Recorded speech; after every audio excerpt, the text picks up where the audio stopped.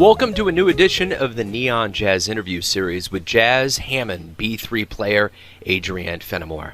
Originally from New Zealand and now living in New York City, she just released a very nice 2016 album called Blues Jam, and Mo Puddin was done prior to this, and they're both great albums. The trombone was her native instrument while she was growing up, but she taught herself how to play the Hammond B-3, copying the recordings of Jimmy Smith, Joey DeFrancesco, Groove Holmes, and the great Jack McDuff. Since that time, she has become a big name in the jazz world, and for good reason. So please, get to know her and dig this interview, my friends. Oh, hi. How are you? I'm wonderful. How are you today? I'm good, thanks. Good. Hey, thank you for taking a little time out for me today. I appreciate it. No problem. I love your music. I'm just going to start off right off the top. I have been a huge fan since the word goes, so it's an honor to speak with you. Thank you. I know that you have your new album, but let me get an idea before we get into that album. Talk to me a little bit about activity and what's going on in your world these days. Basically, I just perform around New York, and I do a little bit of teaching, but I'm about to go to New Zealand and do a tour over there for my Mo Puddin album that I just released. Which leads me to, you're very busy with that album and with the newest album. Talk to me a little about both of these albums. How do you feel about it in the afterglow, and what went into these albums for you? I wanted to do two different albums. I really wanted to do an instrumental album that is all just the organ trio thing, like Jimmy Smith. I wanted to do a throwback organ album without any vocals, because all my albums before that had vocals on them. And then I nearly didn't record Blues Jam, because I recorded that the day after I did the Mo Puddin album, and I was kind of, a little overwhelmed with recording with Peter Bernstein and Willie Jones III. But I ended up doing that the next day with a different band. So they were both actually recorded one day apart. That had to be a pretty cool experience to record with Peter. Oh yeah, it was great, and he was really, really great to work with. I've seen him play around a lot, but that was the first time I've actually really played with him. So it was great that it worked out so well. You know, jazz is a conversation at the end of the day, whether it's a recording or it's on stage, and as a audience member or a fan that listens to it, it sounds like the conversation's pretty fluid and pretty happy with these albums. Is that safe to say? Oh yeah, definitely. These albums are basically made of interaction. That's the whole point of these albums. Like, that's really, to me, what makes them, is the interaction either between Marvin and myself on Blues Jam, or Peter and myself, and the drummer as well, responding. It's just all, that's the great thing about working as a trio, is that you can really interact very easily. There's only two other people to think about. That's why I love performing in trios. So let's depart 2016 and head back in time a little bit. How does a girl from New Zealand grow up to become a Hammond B-3 organist in the jazz world, recording and touring New York? How did that happen? Yeah, a lot of that is to do with my ex-husband is a great guitar player. Actually, when I met him, I was a trombone player, and I wasn't that great on trombone. I couldn't learn to improvise on trombone, and I nearly gave up music, actually. And then I met him, and he listened to a lot of Wes Montgomery and Jimmy Smith, and I loved that sound. And my dad actually is an organ player, so I grew up with the organ in the house. So I just figured, I could learn how to do that. And that's what I did. But then it got to a point where I hadn't actually seen anyone play live. So I went and I took some lessons from Tony Monaco in Ohio for about a week. And then I went back to New Zealand, and I said, I need to be in America. So that's when I moved to Columbus, Ohio, and was there for a year. And then I moved to New York after that. So that's where I am now. New Zealand's such a beautiful place. Do you miss it? I do miss it, but it's really hard to go back after you've lived in New York. You get used to being able to see music every night and just the energy of the city. So when you go back to New Zealand, everything seems very slow. No doubt. So you mentioned Jimmy Smith and some other musicians that you really dug, but was there a specific album when you really got into jazz that kind of made you go, wow, that's amazing? Yeah, I studied a lot of the Groove Holmes album After Hours, a lot of his bass. I love Groove Holmes bass lines, so I transcribed a whole lot of his bass lines, and that album, at the time, I loved it, but when I listen back to it now, I'm like, the rhythm section as a whole, is kind of clunky and stuff, but he stands out to me. His improvising lines and his bass lines, he was just, for me, the king of that. So that was my favorite album for a few years. Right on. Yeah, he's great. Was it always music for you growing up? I mean, when you really kind of got into jazz, was that your life? Did you see it? Or did you have other dreams of how things would turn out? I never actually thought I would end up in New York. That kind of just happened. It wasn't until I was about 13, 14 that I really got into jazz. And then I decided to go to university, and university wasn't a great experience for me, so I'm kind of surprised that I kept going afterwards. But all through university, I was playing in a band, and I was making a living, and a nice living in New Zealand, actually. So, it was kind of crazy to pick up and start again in New York. For your career, it's great, and pushing you as a musician, it's great, but financially, New York is a tough one. So. But it's worth it. But it's just a bit more of a struggle. If I'd stayed in New Zealand, you can relax a little more. Yeah, sure. So that Hammond B-3 you got back in 2003, do you still have it? No, I don't. That was a C3, and I actually sold that because that was in New Zealand. I still have my A100, though, which I modified. So I still have that. I bought that over, I flew that over from New Zealand. Okay. So that's with me now, and I did have a B3 for a while, but I sold that. Living in New York, there's no room for all these instruments. So I still got my A100 and a 122, which is enough for me. So you come from a country that has no Hammond, not any real notable Hammond B3 players. You teach yourself how to play the instrument while you started out on the trombone. How did that happen? How did you get so motivated that this was going to be your instrument and you succeeded so much at it?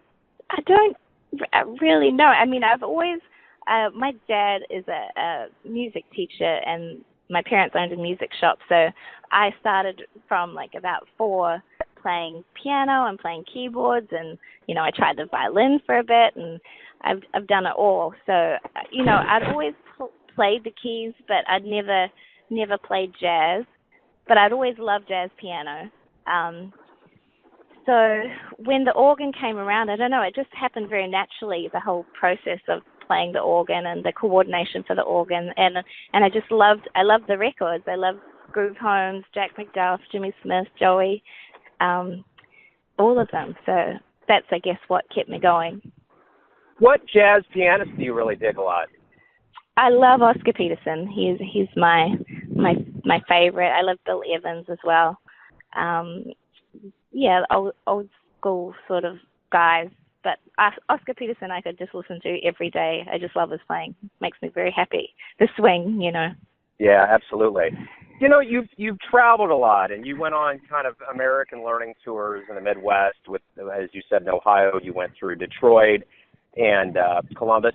Talk to me a little bit about what traveling around the United States has done for you as a musician. How does it enhance you? It's just always great to play for new audiences, hear the response, and realize that. One thing I love in particular about American audiences is that they're very educated. So you can go and play in a random venue or an outdoor concert, and someone will come up and be like, "Oh, you remind me of Jimmy Smith," or "You remind me of this person," and then people really know their jazz. Whereas in New Zealand, the audiences, they like it, but they don't necessarily know the history as much. Whereas here, it's American history, so you're playing to very educated audiences, which I love. And also too, a lot of times when you tour, and I play with pickup musicians, so pickup drum, like the house drummer of whatever club I'm playing with, and that's a great feeling to be able to, not have had a rehearsal and do a gig and make some music. That really makes you up your game personally, because you've got to you've got to be so strong to lead everyone else. You arrive in New York, and obviously New York is the cradle of jazz around the world. When you first started playing live in New York, was that just an amazing feeling? Oh yeah, and actually, that's the funny thing for me was, I kind of moved to New York for my ex-husband Josh, because he's a fantastic guitarist, and for him to get gigs. And the funny thing was, I was the one that ended up getting a lot of work, because people in New York use a lot of organ players, because it cuts down a member of the band. You know, suddenly you can get a really big sound as a trio. So I started working about a week after I arrived here, and I started getting gigs, and I wasn't quite prepared. It was a big learning curve for me. It pushed me for a lot of different styles as well, because a lot of people wanted to play funk, and I hadn't really gone down that genre at all. So it was a big learning curve, but it's been great. It always is. Every time you're on the bandstand, there's always something you realize you need to work on. Absolutely. You know, the one thing that's interesting about your releases is you've released CDs through HMV in Japan, EQ Music in Singapore, Ode Records in New Zealand. How is that voted for you to release these albums and go through distribution in different countries? Well, the two that came from Asia, they actually found me. So I had released the albums independently, and then they found me and re-released the albums on their labels, which was really nice. And then it's harder now because there's just not a lot of, money in the industry anymore. So people aren't as willing to put you on their labels. So with these two last albums, I didn't really try. I just thought I'm just going to self-produce them and see what happens. So I don't know that side of the industry that well. I just produce stuff, finish it, and then put it out to the world and see what happens. That's probably good. Stick to the music side. I'm sure that other side's not very savory. So what have you learned from being around big shot musicians like Tony Monaco, Sherry Miracle, Bruce Foreman? What do you learn about performing and being on stage with people like that? I think it's just the intensity they have and the purpose behind the specific notes they play, and the direction they have. They really command leadership on the stage, so you can't help but it's very hard to go wrong when you're playing with such great players or around such great players, because they're such strong musically influenced. Even playing with someone like Marvin Horn, he has such great comping and such great chords that it makes it really easy, but it also makes you realize that, when you play and when you play without those musicians, that's the kind of strength that you need when you play. So let me ask you about teachers. You've obviously learned a lot about playing. Is there any advice that you got from a teacher that really still sticks with you on a regular basis, whether before you get on stage or go in the recording studio, that you remember well? Not so much. Honestly, I haven't had, I had a little bit of tuition from Tony, but really I've done it all myself. So there's nothing really that sticks out to me. It's really what I've just learned from doing a lot of gigs. Yeah. And trying to always put on a great show, no matter where you're playing, if it's a concert or if it's a small bar and there's no one in the room, or one person in the room, still giving that 100% show, whether anyone is listening or not. And I think to me, even when you practice at home and no one's listening, you should still be trying to make music all the time. Yeah, absolutely. So you've mentioned a lot of people that have swayed you, a lot of what I would consider your jazz heroes. But if you could go back in time, and there's been a lot of people that have played the Hammond B-3 that have been amazing live. If you could go back in time and see somebody play live, who would you go see and where would you go? Oh, I never thought about that. I definitely love to see Groove Holmes. And I know he used to play the Chitlin circuit in the Midwest. There's a place I used to play in Dayton called Jazz Central, and he used to play there. And that was one of the things I loved about touring the Midwest and stuff. You go into a club, and then the club owner would be like, "Oh yeah, Groove used to play here," or "His car broke down and I gave him some money to get home." And so you hear all these stories. It's like you're connecting with history. That's cool. That's very cool. For someone that's obviously loved jazz and you've dedicated your professional life to it, why do you love jazz? I guess I love the way it makes me feel. And I also love being able to make other people feel the same way. Be able to play a song and make someone feel happy or make someone cry. Music is very powerful in that sense. And, and jazz especially, just the way you get to connect with other musicians and the spontaneity of that is in particular why I like jazz. So speaking of the power of jazz, what's one of the nicest things that a fan has ever said to you about your music? A lot of times it'll be that you play a particular song and it brings them back to an event in their life, or, when, especially I had a woman come up to me once and she was like, "Oh, that was a song that me and my husband used to dance to, and if he's passed away, and you can see the emotion come up into their eyes. It's just an amazing thing to be able to touch someone like that." Yeah, without a doubt. So what is next for you? You've you got a lot left in you. What is next for? Let's say we speak in 10 years. What are you going to want to tell me has happened? I would love to tour Europe. I haven't really done anything in Europe or the UK or Asia for that matter. So I'd love to start touring overseas in that sense. And I think I'd like to do some more original albums, like vocals, some recorded original vocal album, and also maybe do an album with horns, a horn section. I don't know. I things change so much. You just go along and then something will hit you, and then I follow the path where it takes me. Right on.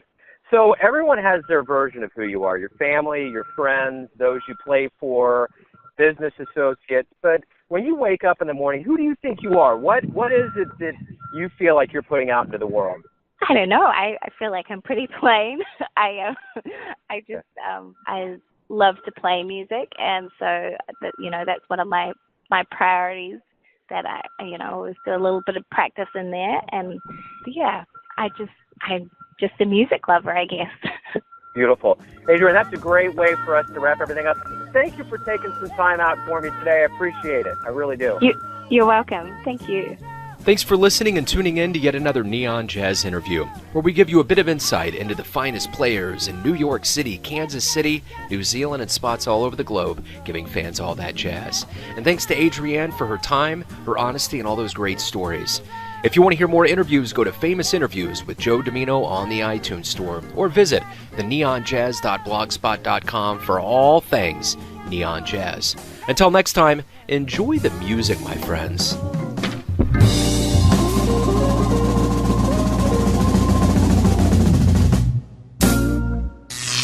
Neon Jazz.